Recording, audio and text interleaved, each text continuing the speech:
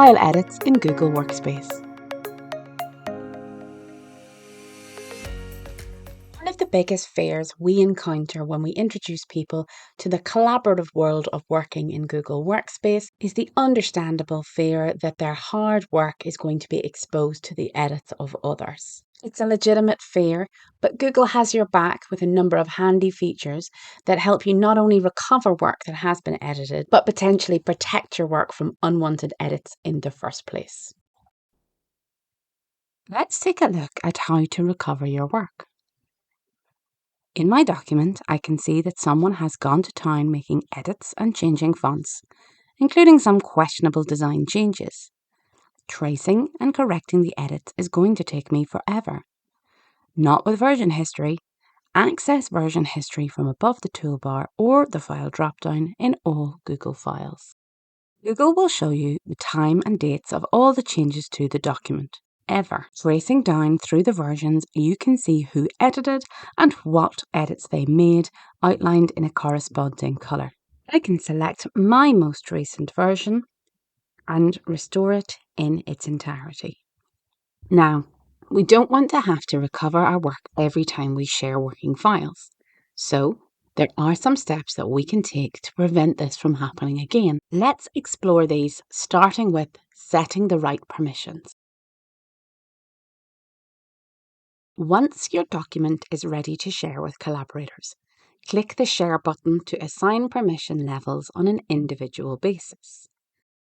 Assign your permissions on a least privilege principle. This way, collaborators will only get the functionality they need to complete their task. Viewer permission is the very basic permission, allowing the viewer only the ability to read the document. Commenter is a great permission when sharing a document for review or final edits.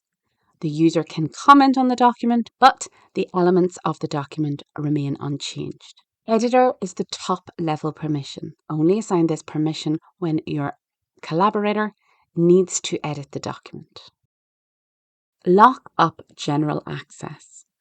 The General Access section allows for link sharing, which is very useful when giving widespread access. General Access allows the user to create a link which can be shared with an internal audience, a whole organisation, or anyone who has the link. This has the same range of permission levels as named access. Unless your document was created for use with a general audience, this access should be set to restricted. Limit editor or viewer functionality. In the sharing pop-out, click the cog icon to access sharing settings. Here you will find two functions which limit functionality in the different permissions. You can limit an editor's ability to edit permissions and share the document further, and you can limit viewer or commenter's ability to download, print, or copy any documents. As a commenter, a colleague can comment on elements, on a whole line of text, or a whole slide. Crucially though, they cannot edit any elements. The share button will work, but as you can see, they can only request that another collaborator is added, and ultimately you control if this is approved or to what level that collaborator will have access. For Bob with view-only privileges, you can see no edit options are available to him. He can also only request the document is shared with another. Name your versions. Use named versions when you are ready to share your document with collaborators. From the File menu, select Version History and Name Current Version. Name your version with a relevant draft name and save. This will help you easily locate your last version when overzealous collaborators have been making changes to your work. Get notified on edit. Notification settings is a useful function when requesting feedback from a group in all file types. You can set up a notification to let you know when someone has left a comment on your document. But if your important document is in Docs or Sheets format, the functionality gets even better. From the Tools menu, select Notification Settings. Here you can see the three options for comment notification. But At the bottom of the pop-out, you can enable a notification for any content changes. This way, if someone is altering your content, you can follow up with them before they get too far into their edits. Notifications for edits are available in Docs and Sheets. You can see here in Slides, only notification for commentary is available. Use the Approval function. From the File menu, you can access Approvals to see the Approvals menu to the right-hand side. Select Make a Request to get started. Now you can select the person or persons that you wish to approve the document. You can provide a message and add a due date and time.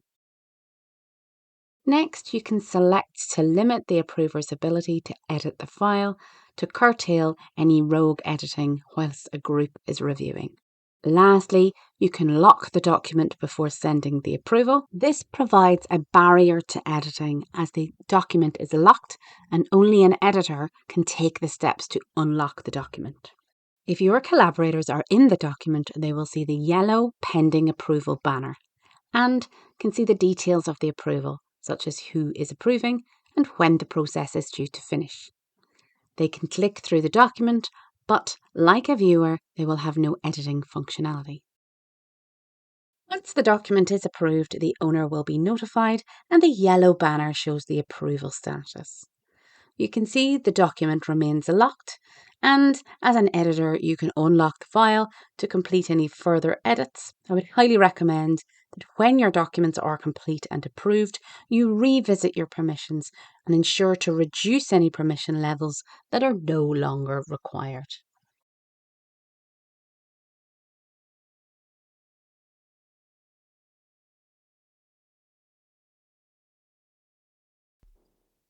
Now we're comfortable to use version history to restore any edits, set the correct permission levels for all your collaborators, name versions as you iterate, and be aware of changes with comments and edit notifications.